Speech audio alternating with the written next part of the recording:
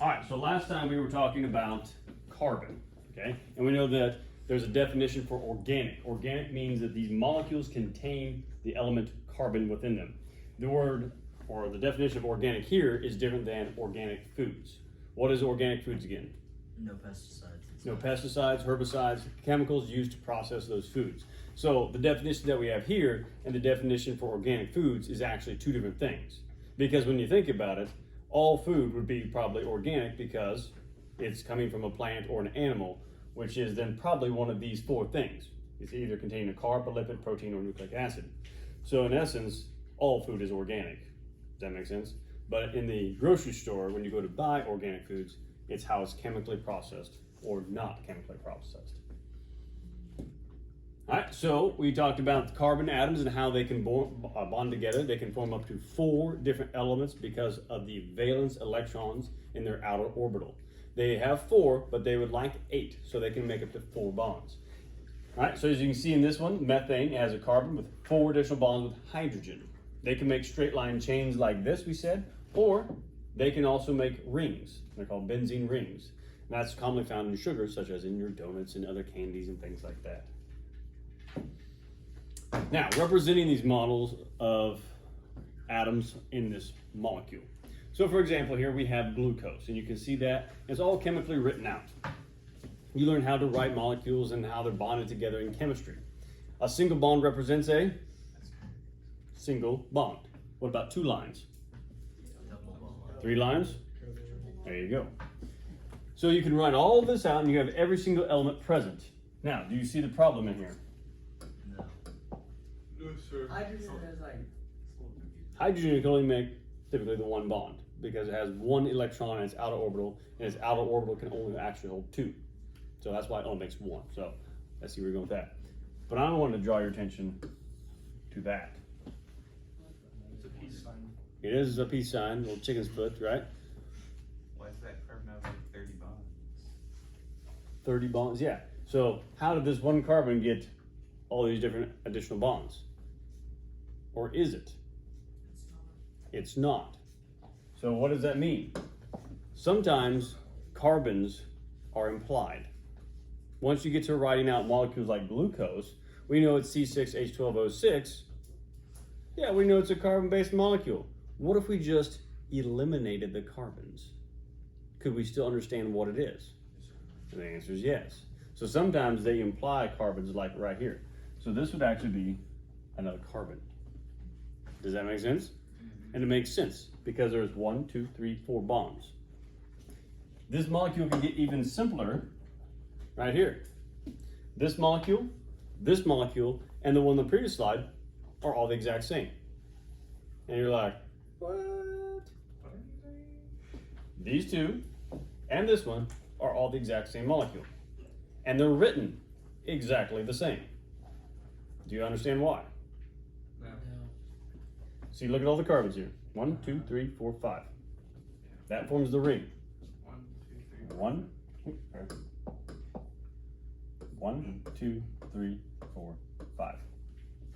You go back and you look. OH, OH, OH, OH.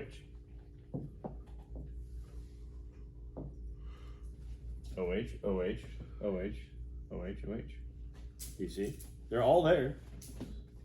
What they've done is a form of shorthand when it comes to writing out molecules. All right? Sometimes you put just little notes or little things like that. Shorthand. This is what it is in science. Implied carbons. Now you're asking, why didn't they imply this one right here? That is later we're going to find out called a functional group. It has special properties, and they're highlighting that that carbon is important for this functional group. Now, as we look over this one, it gets even less detailed, but again, we still have all the carbons. What else are they implying? All the functional groups attached to it. And like, why would they imply all the functional groups? Well, if you were doing a document on glucose and how it works and stuff, and yeah, you could write it out like this, but if the whole article is about glucose, we now know that yes, all those functional groups exist on glucose. What is the O with like kind of the bite thing? Okay, that's a good question. So if we go back, as you look, that one oxygen right there is embedded within that ring. So as we look at it here, we've taken out that carbon, There's no carbon there, and we put the oxygen in. So we know that this bond with this carbon here exists with the oxygen, and this carbon. Does that make sense? Okay. So it's just the bite taken out to represent that element, and we can place it in there. Good question. Other questions? Give me a thumbs up if that makes sense to you now. All right. As we go through, you're going to see more and more implied carbons in different molecules. And I'm going to stop and ask you along the way, what is this?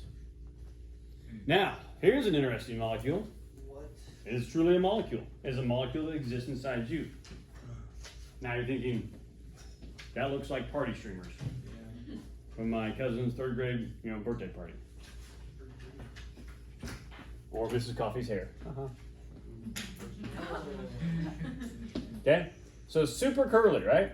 These are alpha helixes, not DNA, but in the protein form. So proteins can also make these loops and coils called helixes.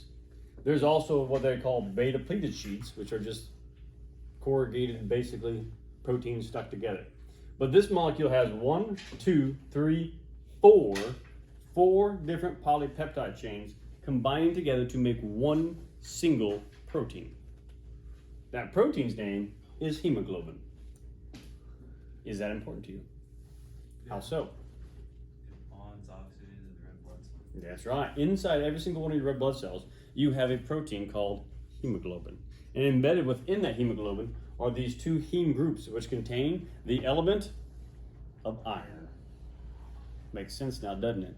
When you are anemic, they say you need to eat things with iron.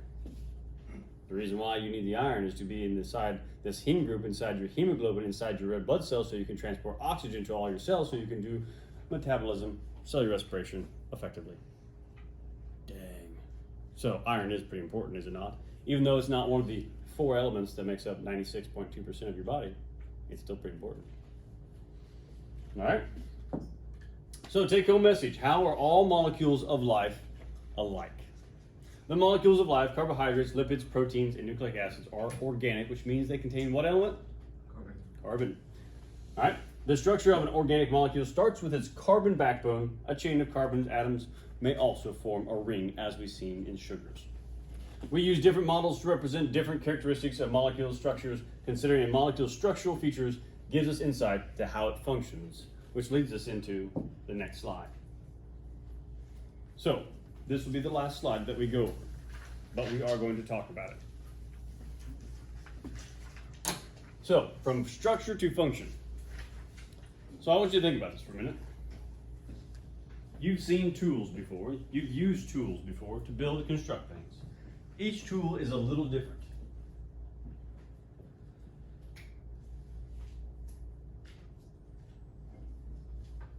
Each tool is just a little different. For example, you have a flathead screwdriver and you have a Phillips head screwdriver. Can you loosen or tighten a flathead screw with a Phillips head screwdriver? That's perfect. Not going to get the job done. The structure of that tool dictates what you can use it for, right? Proteins inside your body, molecules inside your body that grant you life, they have a very specific structure and serve a very specific purpose or function. If you change the structure of that tool, let's say it's a hammer, and the hammerhead part of the hammer part, the metal part, falls off, and all you have left is the handle. Yes. Can you drive nails with that? I mean, you could. Not very effectively, right? So you've altered the structure, which has now altered the function of that tool, right? And how effective it is.